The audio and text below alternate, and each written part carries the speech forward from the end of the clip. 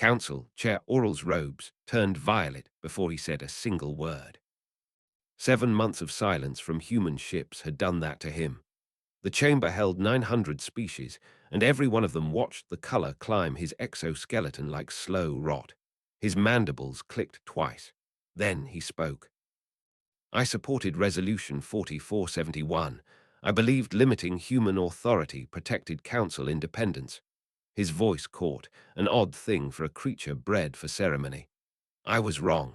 Catastrophically, tragically wrong. On a single screen in Geneva, David Cross watched the transmission. He did not move. A scratched data chip sat on the desk in front of him, the same one he had carried for 30 years, the one he had set on a podium 7 months earlier and never picked back up until tonight. His hand hovered over it now. He touched it. He set it back down. Behind Oral, the vote counter began to climb. 847 species preparing to reverse what 832 had once demanded. Outside the chamber, protesters held signs with names on them. Names of the dead from Green Hello, names from Torley's Gate, names nobody in that chamber had bothered to learn until the bodies stopped being numbers. Oral's antennae trembled. Whatever he said next would decide what came back through that gate and what stayed gone forever. David reached for the transmit key. He did not press it yet.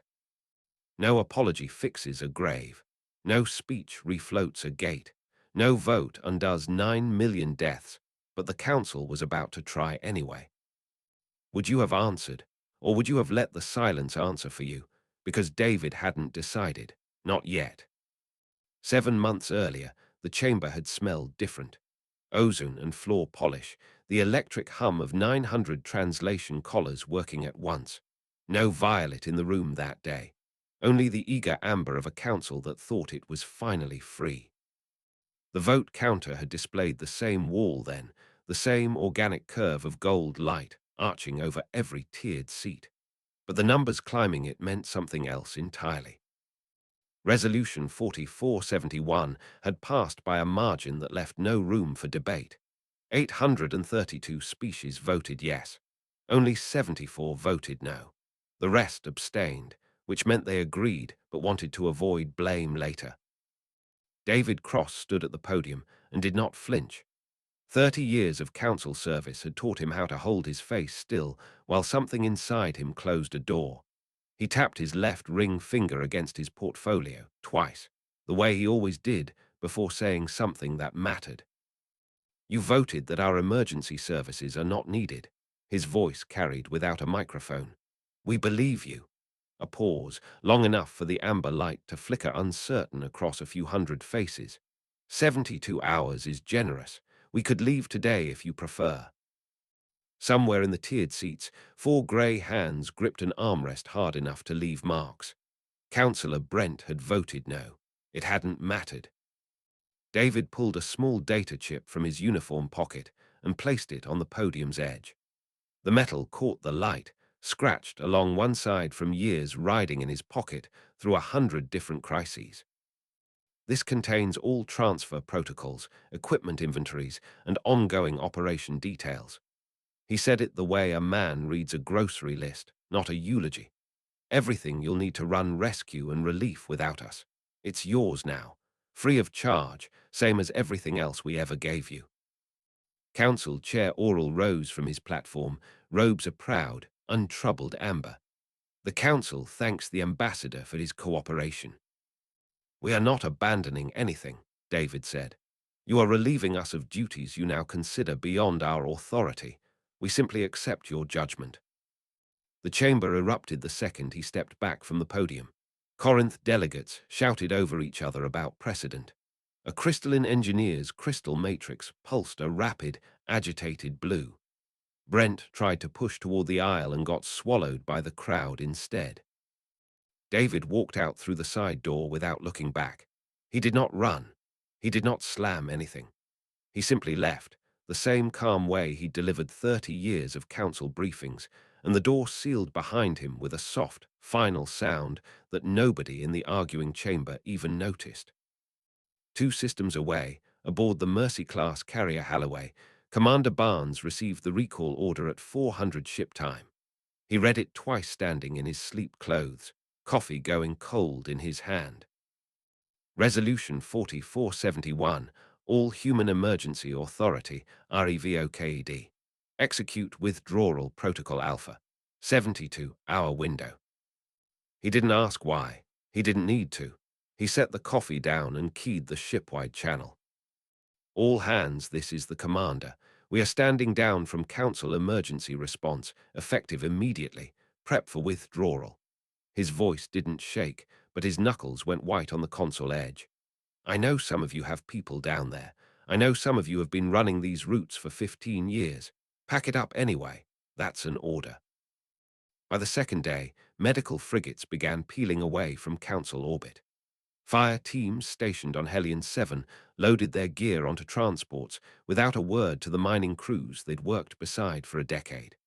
A young lieutenant named Reyes stopped at the airlock, looked back once at the colony below, and said nothing at all before the door sealed. Nobody in the council chamber noticed the ships leaving.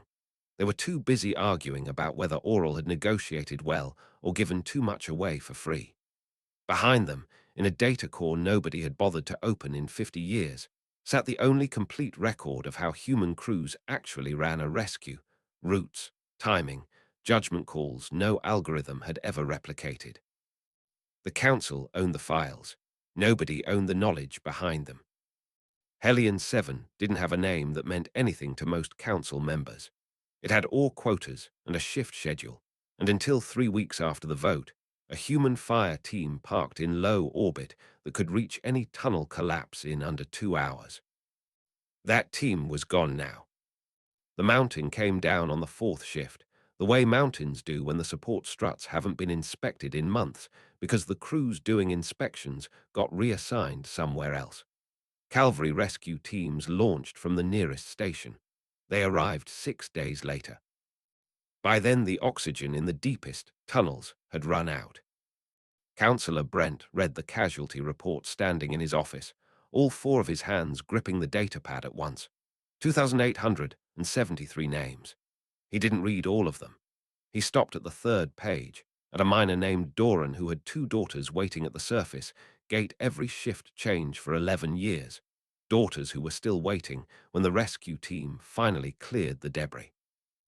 Brent brought the report to Oral personally. This didn't have to happen, Brent said. His voice shook, 4 hands flat on the desk to keep himself steady. A human medical frigate would have had cutting equipment there in 2 hours. 2 hours, Chairman, not 6 days. Oral's robes held steady amber. The Council has approved additional funding for our own rescue capacity. Funding doesn't build 50 years of experience overnight. Brent's voice cracked on the last word. You can't vote your way into competence. The matter is closed, Councillor. It wasn't closed. 3 weeks later, a research outpost on Besson 4 reported the first case of a respiratory infection nobody in the Council's medical registry recognized. Within 4 days, it had spread through both outpost levels. The nearest Council medical ship was 11 days out, still refitting from a supply run. A human medical frigate could have made the trip in 30 hours.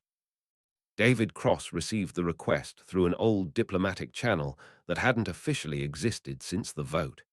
He read it twice in his Geneva office, thumb resting on the data chip he still carried everywhere, though he hadn't opened its files in weeks. They're asking for paid deployment, his aide said. Emergency medical only. They'll cover fuel and crew costs. David set the request down without answering right away. He tapped his left ring finger against the desk twice. Resolution 4471 makes it illegal, he said finally. Council law now. Human emergency response inside council space requires council authorization, and council authorization requires a vote they haven't held. He looked up. I didn't write that law. They did. People are dying, sir. I know, he said it plainly, no theater in it. I know exactly how many, and I know their names will end up on a report somebody reads once and forgets.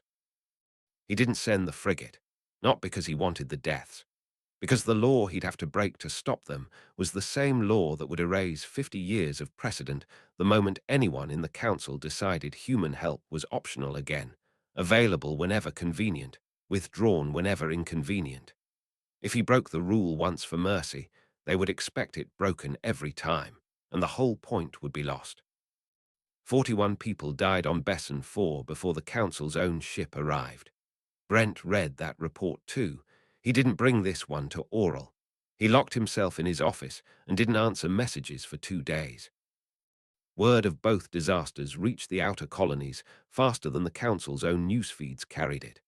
Refugees on 3 separate mining platforms began quietly buying passage toward human territory instead of waiting for council transport that historically never came fast enough. Nobody announced this. Freight manifests just started showing unusual cargo, families mostly, with only what they could carry. Admiral Cross, no relation to David, though the council never quite believed that, commanded the Vin Navy's Civilian Evacuation Division now, a division built in 11 weeks by transferring officers who had spent their careers doing anything but disaster response. He was competent. He was also new to this, and competence built in weeks doesn't replace instinct built over decades. He didn't know that yet. Nobody did. That lesson was still 3 disasters away. Back on the Halloway, Commander Barnes read the Besson 4 casualty numbers off a public council feed, since nobody on the ship had clearance for internal reports anymore. He didn't say anything to his crew. He didn't have to. Lieutenant Reyes found him standing alone in the observation deck an hour later, still in the same position. "You didn't do this," Reyes said. "No," Barnes agreed. "I just left." He didn't look away from the window. "There's a difference between not causing something and not stopping it. I used to think there wasn't. I was wrong." Reyes didn't have an answer for that. Neither did Barnes, not when he liked. They stood there together a while longer, watching a council transport crawl slowly toward a colony that used to have 3 human ships on permanent standby. The transport was still 11 days out when Torley's Gate began reporting pressure failures in its lower mining shafts. 12,000 workers were on shift when the first seal cracked. 6 different species down there: cavalry engineers, Corinth surveyors, a scattering of crystalline analysts running the deep scans, human contractors who'd stayed on after the vote because mining contracts weren't emergency services and hadn't technically been revoked. The nearest council rescue ship was 4 days away. Brent didn't wait for Oral's permission this time. He called David Cross directly, breaking 3 separate council protocols to do it, his voice raw over a connection that kept threatening to drop. 12,000 people, David. Please, I am begging you." David closed his eyes. The data chip sat on his desk between them, untouched, same scratch along the same edge it had carried for 30 years. He didn't answer yet. "No," David said. The word landed flat and final over the connection. Brent went silent on the other end, 4 hands gone still on his desk. "You have the chip," Brent whispered. "You have 50 years of routes. You could reroute 1 frigate." "I could, I won't." David's voice didn't rise. "You want me to break the law your own council wrote, quietly, so the law stays in place for the next disaster and the one after that. I'm not doing you that favor twice." 12,000 people. "I know the number." David closed the connection before his voice could do something he'd regret. He sat alone with that decision for a long time. He did not open the data chip's files. He poured a glass of water from the carafe on his side table and did not drink it, just held it, watching condensation bead against his palm the way he used to watch storm clouds build over Geneva as a boy, back before any of this was his job. Then he set the glass down and went back to work, because that was the only thing left to do with the feeling. The council rescue ship reached Torley's Gate 4 days after the first pressure seal cracked. 8,000 people had died by then. Survivors described the wait in flat, exhausted voices for news feeds that suddenly cared very much about a colony nobody in the chamber could have located on a star map a month earlier. Protests broke out in 3 council capitals within the week, not against David, against Oral. Brent stood in the chamber and watched the protest footage looping on a side screen while the session droned on about trade tariffs, as if the galaxy hadn't just buried thousands of miners under rubble nobody had rushed to move. He stopped listening to the tariff debate. He was still listening to Doran's daughters, the ones from Hellion 7, the ones he'd never met and couldn't stop thinking about. Nobody else in the chamber seemed to be thinking about anyone at all. That was the week the sensors on Green Hello picked up the flare. A coronal ejection, bigger than any recorded in the system's history, aimed dead center at a planet with 40 million people and exactly one evacuation plan. A plan built for the old Council-Human partnership that no longer existed. 72 hours until impact. The Council had no ships positioned to move that many people in that window. Nobody did, except the fleet that used to be parked in that exact orbit until 7 months ago. Admiral Cross, the Vin Navy 1, got the order to coordinate anyway because there was no one else left to give it to. He tried. He genuinely tried. He moved every ship he had, called in every favor the Navy had left, and ran an evacuation with officers who had never run one before, following a plan sketched out in 11 weeks instead of tested over 50 years. The landing zones were wrong. The timing windows overlapped. Ships collided with civilian transports that had launched early out of panic because nobody had briefed the population clearly enough, because nobody left in charge knew how to brief a population that was panicking. 9 million people died when the flare hit. Brent found David that night, not through official channels this time, just an old personal connection neither of them had closed. His voice was barely a voice anymore. Every disaster you faced was preventable, David said before Brent could speak, and for the first time there was something like real anger under the calm. Every death was avoidable, and every time we offered solutions, you refused because accepting human help threatened your pride. I know, Brent said. I know, David, please, I'm begging you. David looked at the data chip on his desk. He picked it up this time. He turned it once in his fingers. He set it back down and said nothing. That silence traveled faster than any official statement could have. It reached the outer colonies within a day, distorted into 100 versions, all of them true in the parts that mattered. Humanity had been asked directly, and humanity had said nothing at all. 3 days later, sensors on the Siberian gate detected a harmonic instability in the containment field nobody, in the Council's engineering corps, had ever been trained to read, because human engineers had designed and maintained that gate for 2 decades before the vote, and their notes on it were sitting untouched on a data chip in a Geneva office. The gate held 40 systems connection to the galactic core. If it failed completely, those 40 systems would be cut off from trade, from travel, from each other, for years, maybe longer. Chief Engineer Patricia Moore, one of the last human specialists still technically permitted inside council space under an old maintenance exemption nobody had bothered to revoke, ran the diagnostics herself and got numbers that made her put the scanner down and sit very still for a full minute. She sent one message to Geneva. It contained no data figures at all, no readouts, nothing that could be filed as a report. It said, "This one they can't survive without us. Not this time." David read it standing at his window, the Geneva skyline dark below him. He didn't answer right away. Somewhere behind him, the data chip sat exactly where it had sat for 7 months, waiting for a hand that hadn't decided yet whether it was done waiting too.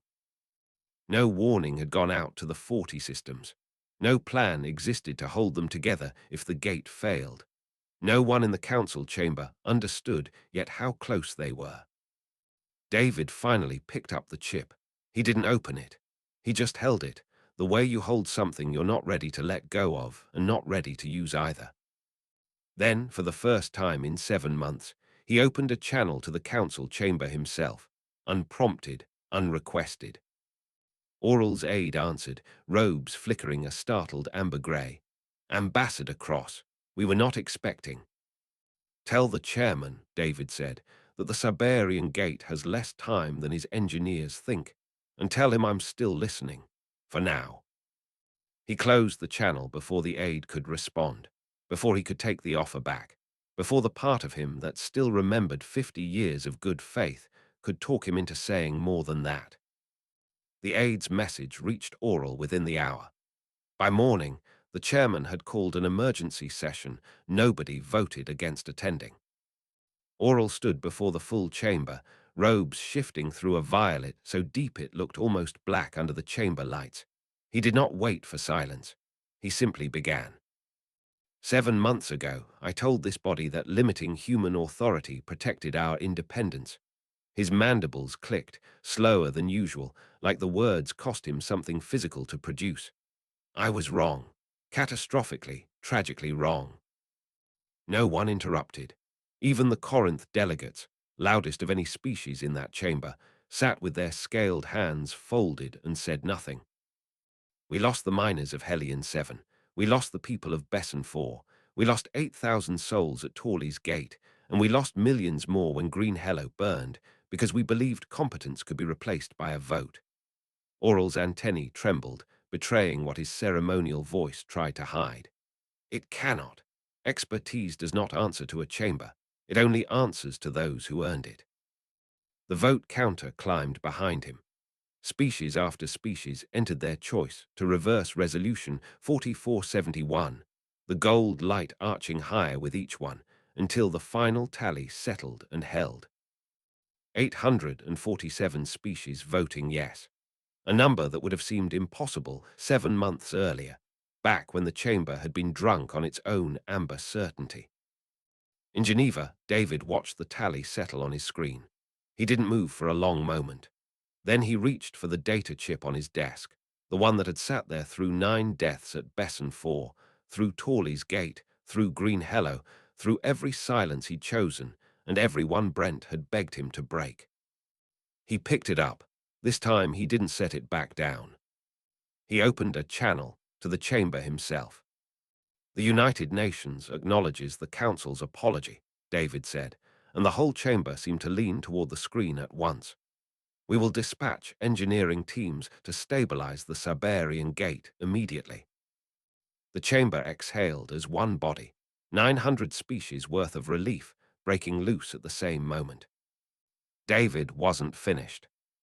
But we will not simply resume the arrangement you ended. He let that sit before he continued. You did not misplace our help. You voted it away deliberately because our presence made you afraid of your own dependence. So here are the new terms. No standing council authority over human crews. No resolution that can revoke assistance by majority vote. Instead, bilateral agreements, species by species, renewed by mutual consent, ended by either side at will. Council Chair Oral's robes settled into a color none of the delegates had ever seen him wear before. A pale, worn gray, somewhere past anger, past pride, past even the violet of regret. You would fracture 5 decades of unified council relations into individual treaties. You fractured it first, David said, not unkindly. I'm only building something that survives the next vote. Chief Engineer Patricia Moore received clearance to board the Siberian Gate platform 4 hours later. She didn't wait for ceremony.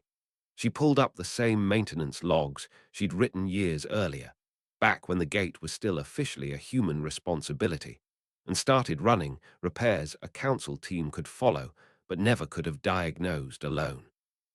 15 hours after she began, the harmonic instability dropped back into tolerance. No parade greeted her. No announcement interrupted the Council's ongoing debate about the new bilateral framework. She simply logged the fix, sat down on a maintenance crate, and let herself feel tired for the first time in a week. Brent found David's transmission waiting for him that evening, a private one, sent directly rather than through official channels. He opened it half expecting more terms, more conditions. Instead it read, "You were the only one in that chamber who called me before you needed something. That's the only reason I answered at all." Brent set the datapad down on his desk, and for the first time in 7 months, let himself cry without stopping halfway through it. The bilateral agreements took most of a year to finalize. 60 allied species signed protection frameworks with Earth in the end. A handful refused, citing sovereignty concerns that sounded, to anyone who'd lived through the last 7 months, exactly like the pride that had started all of it. Earth respected both choices equally. That, more than anything, was the part that unsettled the Council most. Humanity no longer needed to be chosen. It had simply decided who it would help, and left the rest of the decision to everyone else.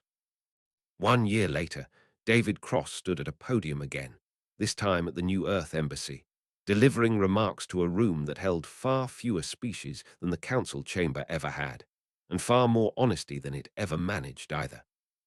He didn't mention Resolution 4471 by name. He didn't need to. "We are not the galaxy's servants," he said. "We are not the galaxy's saviors. We are partners who choose to help those who respect partnership." He paused, tapped his left ring finger twice against the podium, an old habit nobody in this room had ever seen before, though it felt, somehow, like it belonged there. And humanity learned that sometimes the best way to teach your value is to let others discover what life is like without you. After the speech, alone in his office that night, David opened his desk drawer and took out the data chip one final time. He didn't look at its files. He set it inside a small glass case beside a folded photograph of Doran's daughters, sent to him months earlier by a colonist he'd never met, a woman who'd wanted the ambassador to know their names. He closed the case. The chip caught the desk lamp's light along its scratched edge, the same scratch it had carried for 30 years, holding now not transfer protocols, but the record of everything the Council had once been willing to trade away and could never fully get back. Outside his window, Geneva's lights came on one by one against the dark, the way they always had, the way they always would, whether anyone up above was watching or not.